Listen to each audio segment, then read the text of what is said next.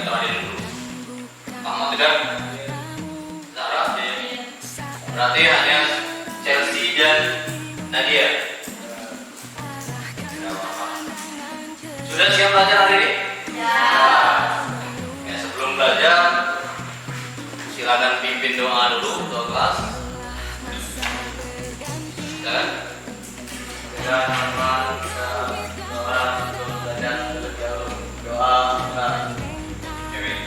semoga apa yang kita doakan seperti kita harapkan hari ini belajar berjalan dengan lancar dan apa yang kita pelajari hari ini bisa bermanfaat nantinya. Ya baik, untuk materi kita hari ini yaitu tentang geografi. Jadi dasarnya menilai saling dapat diteladani dari tes geografi.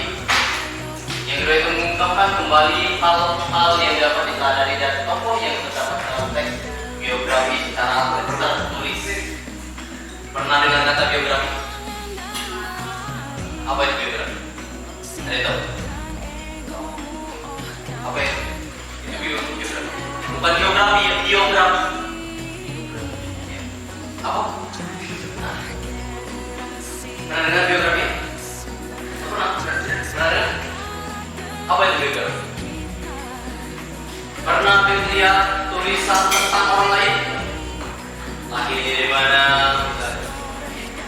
Apa? Cerita suksesnya gimana? Pernah? Pernah dengar? Lip?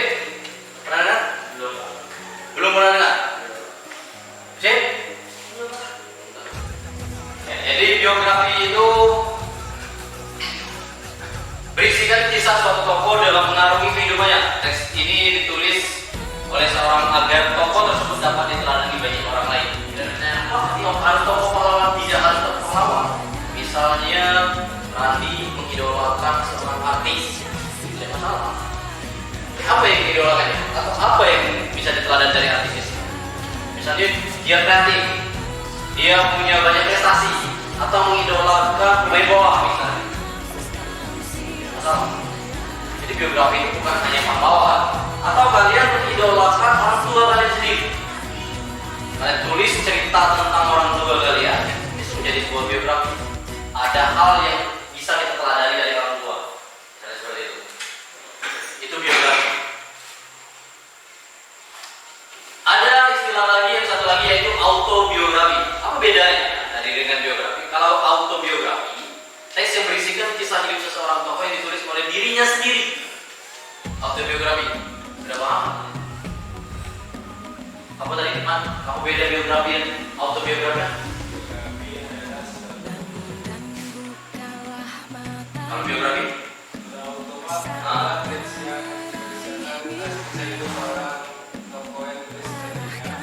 Kalau biografi?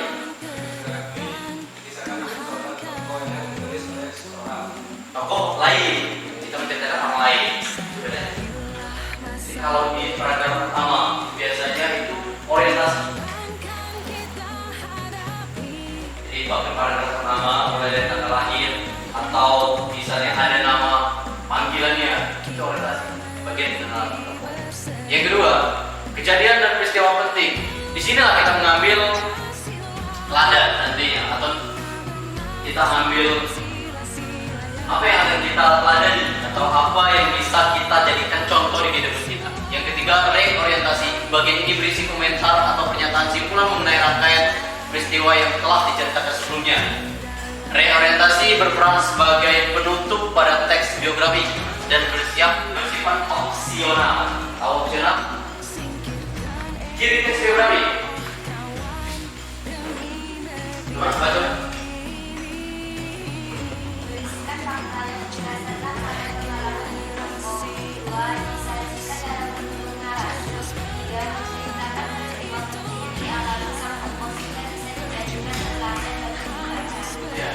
Ada tiga cirinya.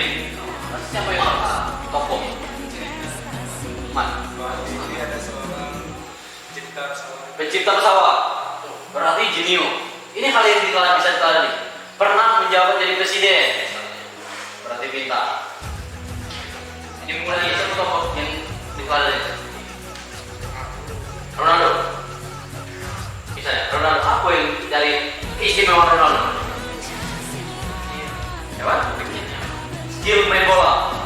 diteladani.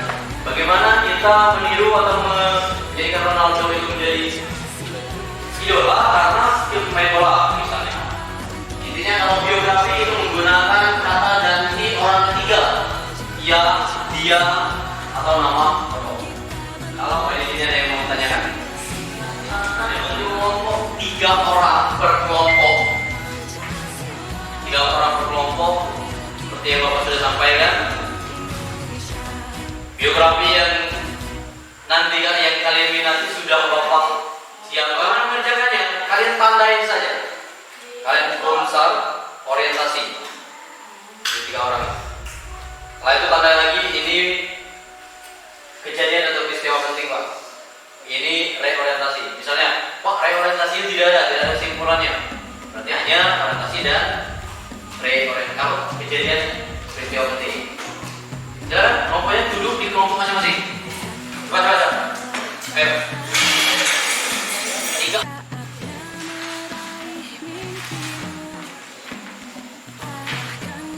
Ini tugasnya seperti itu.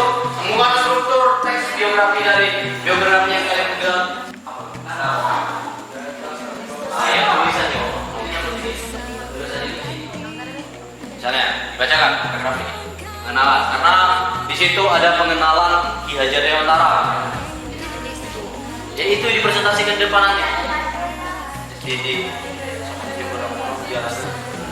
kehidupan kita dari mulai pendidikan sampai ke karir. Di sini ada kami dong.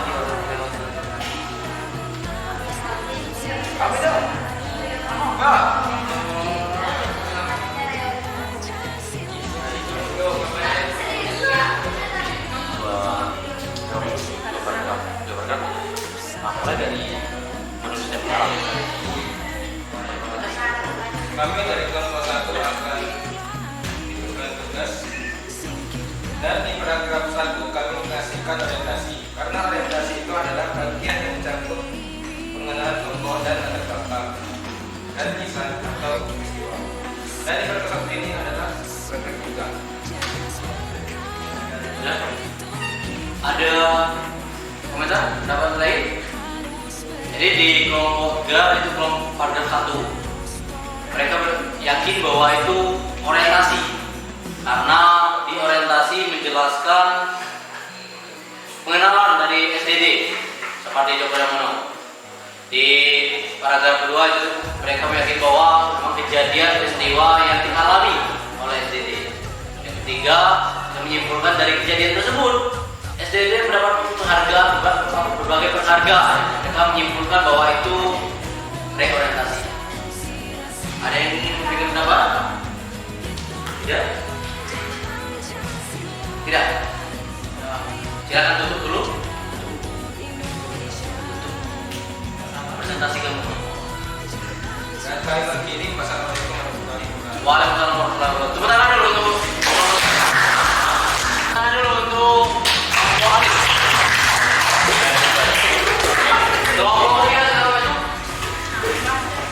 Assalamualaikum warahmatullahi wabarakatuh.